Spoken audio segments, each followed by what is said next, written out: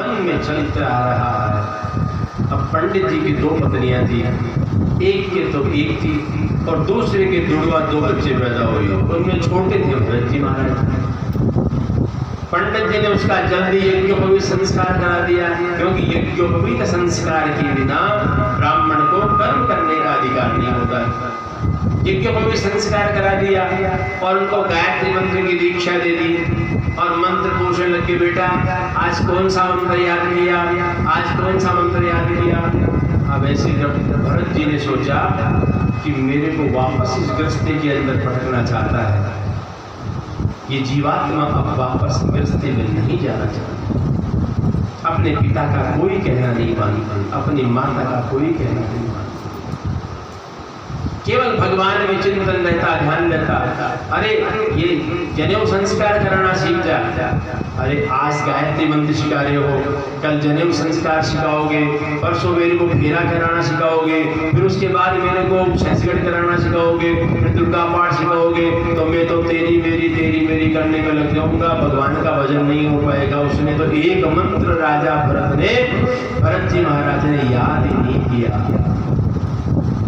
और पिताजी उसको डांटते याद किया, नहीं होता है। क्या करें, शीत की खाता है हमारे घर के अंदर, चिंता कुछ भी नहीं है, मस्त रहते हैं और ऐसे मलंग हो गए खा करके, काम तो करता नहीं।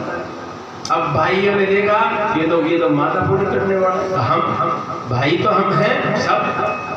अब भाई का भाई तो होता ही है? भाई यदि मान लो काम में कर तावड़ा मतलब खड़ो ही रहे मेरे पास भाई भटका को तो काम एक दूसरा में भाई से। अब साहब सारे भाई ने क्या किया, इसको खेत की बाड़ में लगा दो, इस खेत की सुरक्षा करना तेरा काम है, यदि पूजा पाठ नहीं करता है तो जा, ये खेत है उस खेत के अंदर सारी गाय की भैंस की इनकी रक्षा करनी है। खेत पे चला गया, हरि शरणम हरि शरणम हरि शरणम, गाय आ रही है, भैंस आ रही है, जो भी आ रहे हैं जीवात्मा, पशु पक्षी चिड़ी कबूतर कोई भी धान्य खा रहे हैं, कोई किसी को मना नहीं करता है आने दो। अरे ये तो बहुत काम कर, ऐसा आदमी किस काम का। अब वो सारे घर वाले क्या करते थे, अपने घर वालों का जो सारा खाना पीना था, उन सारा पीना बचा हुआ था, वो उसको सामने रख देते थे, लेकिन उसी को भगवान की भोग लगा करके प्रसाद को पा लेते। 2 दिन की बासी रोटी दे दी तो भी खा लिया, 1 दिन की बासी दे दी तो भी खा लिया, ताजा दे दी तो भी खा लिया, लेकिन भगवान में चित्त लग गया, उसका क्या बासा क्या शुद्ध भाव ही जागृत हो गया। एक ही मन हो गया कि मेरे को तो भगवान का भजन करना है, उसके अलावा मेरे को कुछ नहीं चाहिए। और वो कुछ ही नहीं किया तो उसको धक्के देके के घर से निकाल दिया। गांव में घूम रहा है, उसको कोई पागल कहता है, कोई थूकता है, कोई पत्थर मारता है, लेकिन वो कुछ नहीं कहते किसी को। जहां बैठे हैं किसी ने दे दिया, किसी माता बहन के अंदर, माताओं में दया तो आती है, किसी माता के अंदर दया आ गई, अरे क्या गरीब आदमी ब्राह्मण आदमी है, लेकिन उन्होंने तो घर से निकाल दिया, अरे बेटे ले बैठ, मैं तेरे लिए रोटी देती हूँ। कोई रोटी दे देता है, कोई पानी पिला देता है, जीवन चल रहा है और मस्त हो रहा है। अब ऐसे करते करते चल रहे थे, एक काली देवी के उपासक थे, भीलों की जाति का। तो काली देवी के उपासकों ने सोचा कि काली देवी के एक बलिदान करने के लिए अच्छा स्पष्ट आदमी चाहिए। तो भील लोगों ने तलाश शुरू किया, भाई एक बलि देने के लिए आदमी को ढूंढो, ऐसे आदमी को ढूंढ लेके लाओ जो बिल्कुल अच्छा हो और सुदृढ़ हो। अब वो साहब वो भील गए ढूंढने के लिए, अब वो तो मस्त बैठे, क्या आने खिलाता ना थोड़ी देर, तेरे कौन सो रहा। तो अब भील जो है ना, उनको लेकर के पकड़ के ले गए और पकड़ के ले जा करके वहाँ उनको स्नान कराया। कई दिनों से स्नान नहीं किया था उन्होंने, महाराज ने, भरत जी महाराज ने। खाना पीना सब उनका तो परमात्मा के अधीन था, न खाना न पीना न सोना न जगना, केवल भगवान का भजन करना।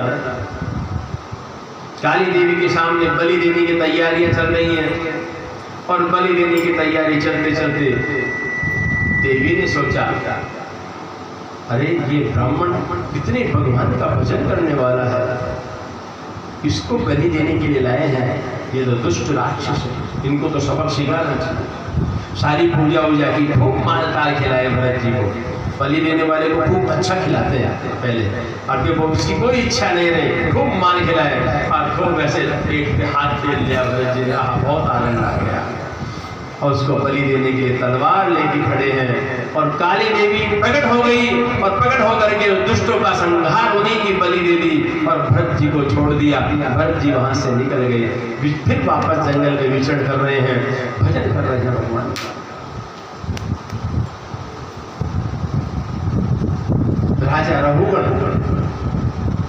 राजा रघुगण अपने गुरुजी के पास में पालकी में बैठ करके जा रहा है। राजा रघुगण कौन है? अपने गुरु महाराज का परम शिष्य है और ऐसा शिष्य है कि भगवान की अच्छी उपासना करता है। सिंधु देश का राजा, सिंधु नगर का राजा है राजा रघुगण। पालकी में अब एक आदमी, पालकी में कितने आदमी चलते हैं? 4 आदमी।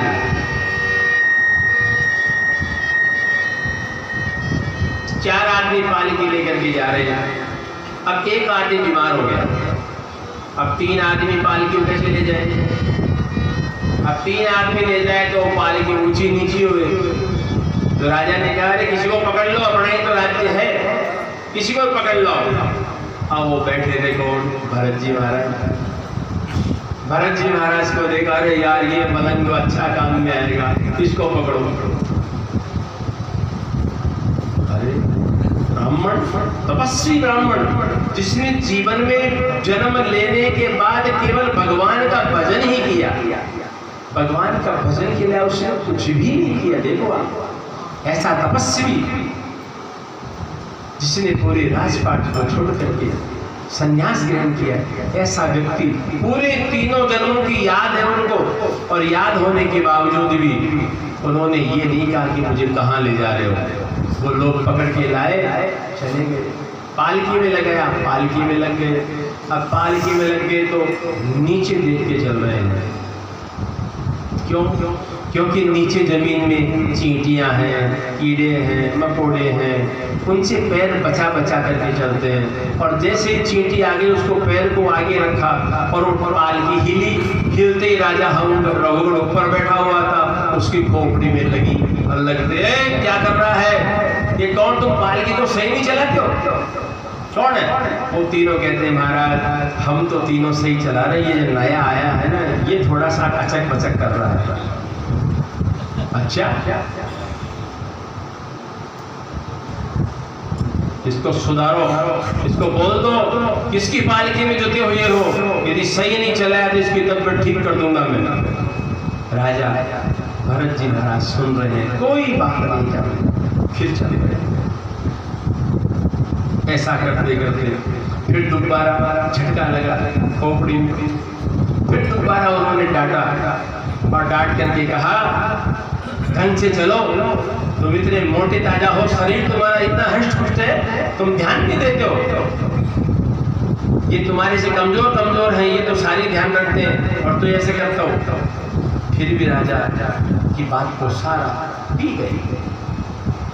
एक बार फिर झटका लगा और राजा रघुगण की खोपड़ी में जोरदार लगी और लगते ही राजा रघुगण ने कहा, उतार रे पालकी एक बार, और डांटा और डांट करके कहता है कि तुम जीते जी मुर्दे के समान हो, तुम्हारे को इतना भी पता नहीं है कि किस राजा के पालकी में जुटे हुई हो।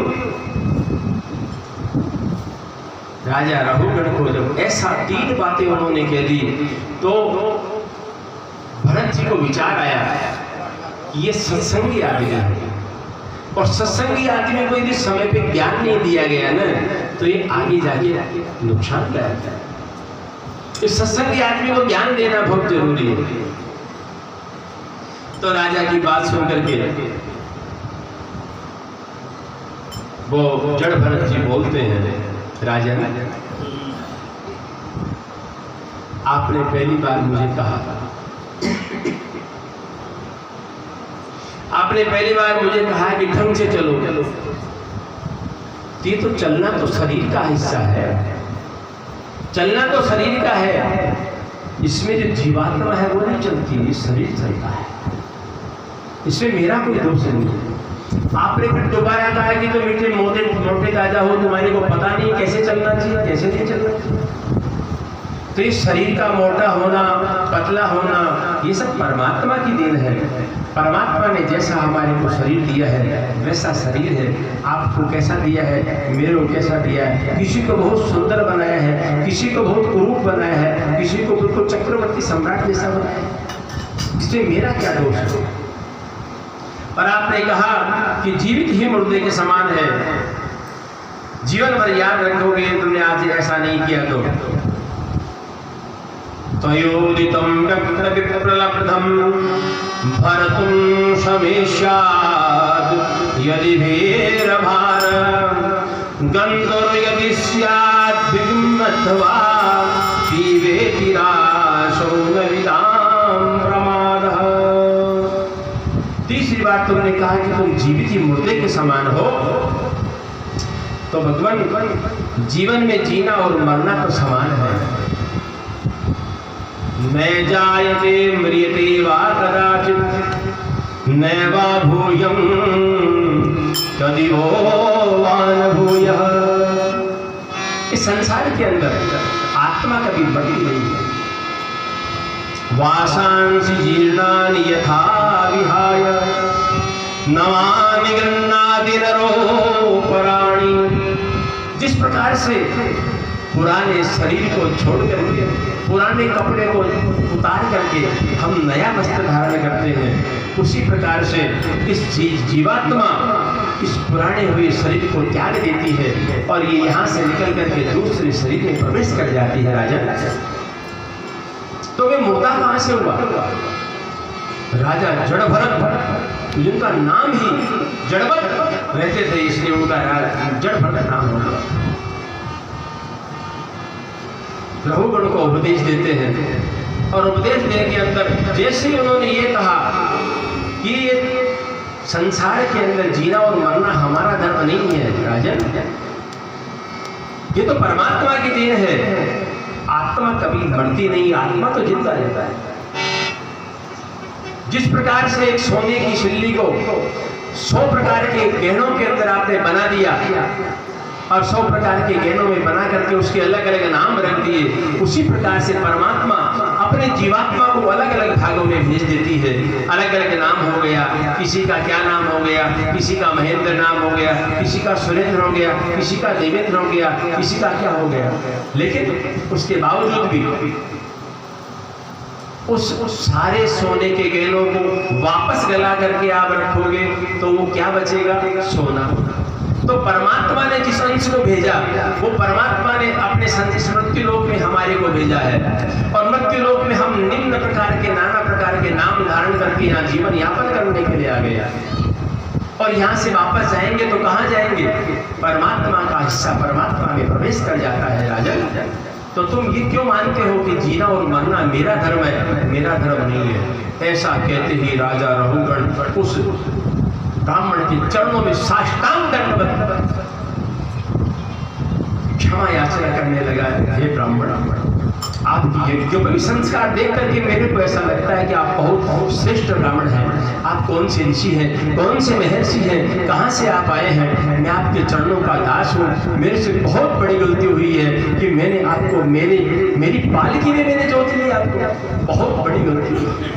साष्टांग दंडवत करके प्रणाम करते राजा रघुगण को उपदेश दिया और उपदेश देने के बाद में भगवान की कृपा उनको प्राप्त हुई। राजा रघुगण फिर वहां से पालकी में नहीं गए, अपने गुरु के पास पैदल यात्रा की है और पैदल यात्रा करके वहां गुरु का उपदेश दिया है और अपने जीवन को पूरे राजपाट को छोड़ दिया और वहीं पे अपना जीवन यापन किया। ऐसे संतों की कृपा होती है। हमारे जयरामपुरी बाबा के प्रतिभूत हमारे सद्गुरुदेव भगवान की कृपा और उन्हीं के आशीर्वाद से ये समस्त संसार मेरे जीवन का चल रहा है। तो हम उस भक्त को और उस जड़ भक्त भगवान को भगवान की सेवा में अर्पण करते हैं।